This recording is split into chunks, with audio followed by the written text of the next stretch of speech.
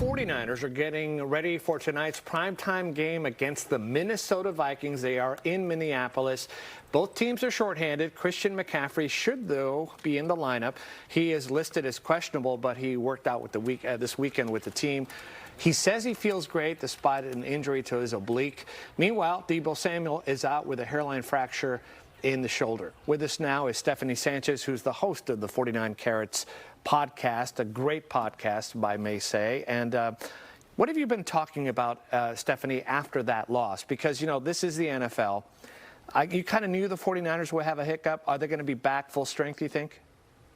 Yeah, I think so. I mean, last week to me was more of a blip, and this team is motivated, I think, to prove to everyone that that was the case and prove to everyone that's not us, right? I'd expect that we see improvement on tackling, less penalties, less miscues on offense, just more cohesion overall, because we just watched the conference rival Philadelphia Eagles make a statement on primetime last night against the Dolphins to improve to 6-1. The 49ers want to make a statement of their own tonight. Right. And I wanted to ask you about the Vikings not having Justin Jefferson. Do they have another receiver that could give the 49ers defense any trouble? Jordan Addison, who's a rookie, he's pretty good, but there's really no one on the level of Justin Jefferson, so they are hurting with that one. But they're also missing defender Marcus Davenport, and even their left guard, their starting left guard, was declared out for this game. So they're hurting in more ways than one in this one. And so I think this is a good opportunity for the 49ers defense to really get back to what they're best at doing. You know, we haven't heard from Nick Bosa a lot. I mean, he's been a solid presence, but he hasn't had the kind of year that maybe I thought or maybe a lot of people thought he would have, that he's absolutely dominating a year. Do you think that's coming? Yeah, I think so. I mean, he has a sack in each of his last two games. I think the addition of Randy Gregory, and we saw his impact last week, I think that's definitely going to help Nick Bosa.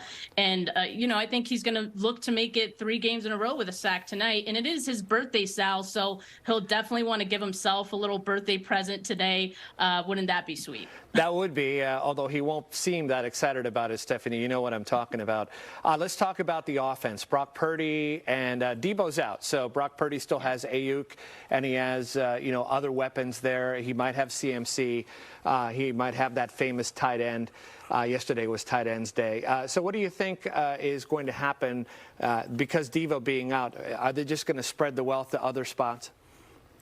Yeah, I think so. They're going to have to. I mean, Purdy's one of those guys who definitely is looking for a bounce back this week. I mean, he's a lot of people have doubted him and saying, oh, he's only a good quarterback because of all the weapons. You know, maybe with Trent Williams out, maybe with Deebo out, he can dispel some of that tonight. But it's not to say that it's going to be easy. I mean, the Vikings blitz more than any other team in the league. I'm sure they'll also try to confuse him a bit with some of these coverages. But Purdy has seen that before. He's the 3rd most blitzed quarterback in the league, and he has shown not only that he has the experience, but he could be successful against it. That Week 3 game against the Giants, a great example of that. So he'll look to get the ball out quick to his playmakers. He won't have Deebo, but he'll have Brandon Ayuk. He'll have George Kittle still. And Adam Schefter actually did report right before we went live here that Christian McCaffrey will play tonight, so at least he'll have him. Stephanie, one last question here. If the kicker misses again, is Robbie Gould going to be on the line? Are they going to call him and re-sign him if Moody has another game like he had last week where he missed last week where he missed 2 field goals, could have made the difference in that game? Yeah, I think right now the 49ers are exercising their confidence in Jake Moody, but certainly if he misses again, I'd keep that line hot, right, for Robbie Gould. And I mean, just because you can't have that be an issue later in the season when you're trying to make the playoffs. I'm sure this team will make the playoffs, but you know, when you're in those playoff games and you know things are tight, you're trying to get the #1 seed.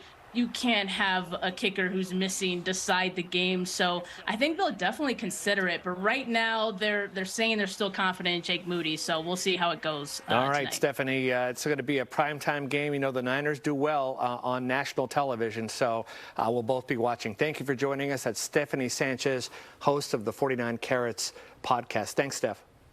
Thanks, Al. Go Niners. All right.